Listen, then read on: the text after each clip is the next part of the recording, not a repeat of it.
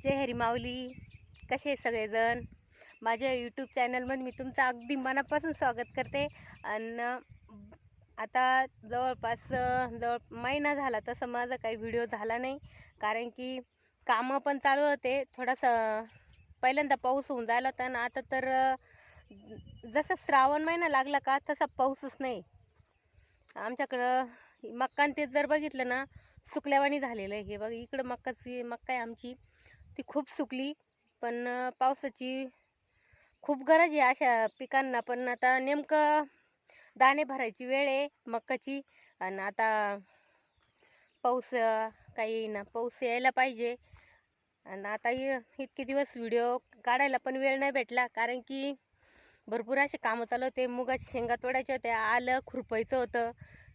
आणि मग घरी पण तशी थोडं काम कमी झालं करमाना, म्हणून मग मी आले शेतामध्ये. तर शेतामध्ये मला बी बरं वाटलं तशी आल्यावर. तशी आल्याला आहे ना, थोडी आळी पडली होती ना, तर साहेबांनी त्याला फवारणी दिलेली आहे. आणि त्यामध्ये मिरची आहे, तर मिरच्या पण कोकडल्यावानी झालं. तर लगेच कळलं का याला काय गरज आहे बा, काहीतरी थोडीफार फवारणीची गरज. ही बघा अशी मिरची झाडं आहे.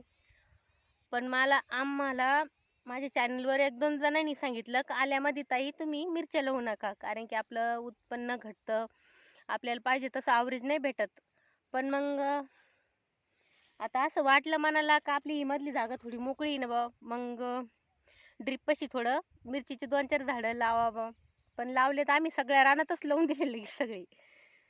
तर मन असं माणसं शेतकऱ्याचं मनच असं आवरत नाही कामाला, की आपलं म्हणजे आल्याचं उत्पन्न वाढलं पाहिजे, वरून त्याच्याबरोबर मिरचीचं बी.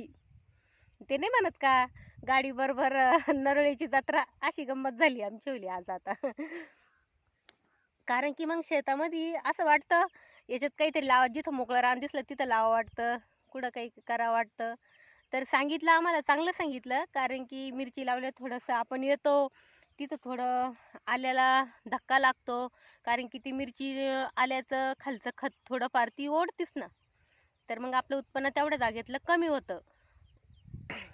सगळं खरं आहे तुमचं. पण मग आपल्याला थोडंफार खाण्यासाठी मिरचीचे झाडं 20-25 का होईना पण लावावं लागतात.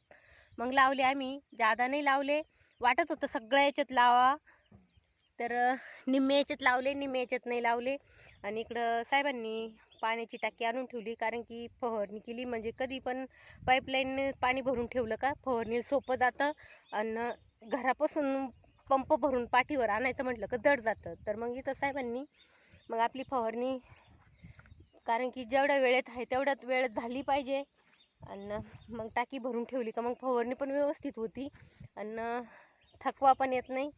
मग इथून घरून पंप भरायचा, पाठीवर घेऊन यायचा, खूप त्रास होतो. मग त्याच्यापेक्षा साहेबांनी इथंच टाकी आणून ठेवली, इथंच भरून घेतली, मोटर चालू झाली.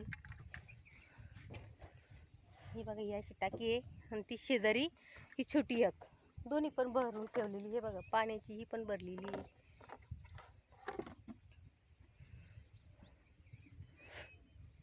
इकडं मागं कपाशीचं शेत आहे. आम्ही पण बघितलं, आमच्याकडं भरपूर जणांनी अद्रक लावलेली ना. तर मी तुम्हाला आल्याचं इतके दिवस दाखवलं नव्हतं का आम्ही आलं लावलेलं आहे म्हणून. पण मग असं आलं आमचं खुरपून माती लावून व्यवस्थित केलेलं आहे. बघा तुम्ही.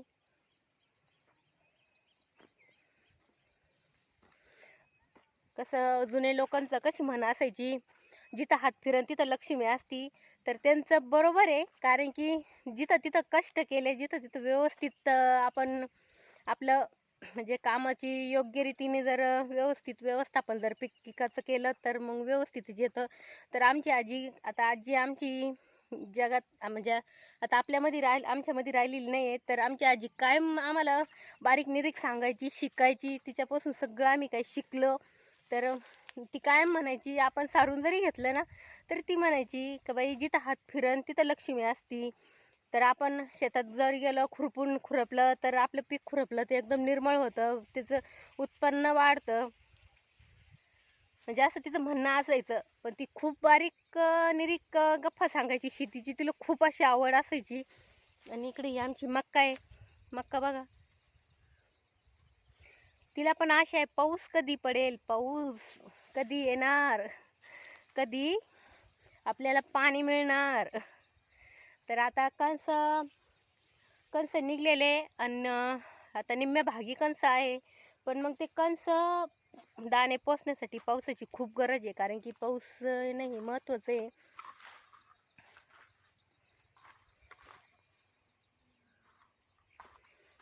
पण पाऊस कधी पडणार? तुमच्याकडे कोणाकडे झालेला असला पाऊस तर सांगा, पाठवा आमच्याकडं. आम्हाला पाऊस नाही आता भरपूर दिवस झाले. तर मला करमना म्हणून मी आले शेतामध्ये.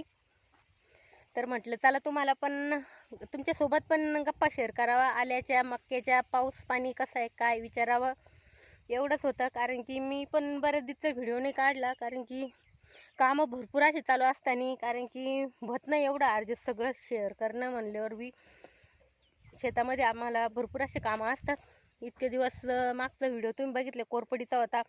कोरपडीच्या व्हिडिओमध्ये गर कसा काढायचा, कसा पॅक करायचा, कशी पॅकिंग गाडीमध्ये जाती, हे मी तुम्हाला दाखवलं होतं. तर आताचा आहे आपला व्हिडिओ आल्याचा.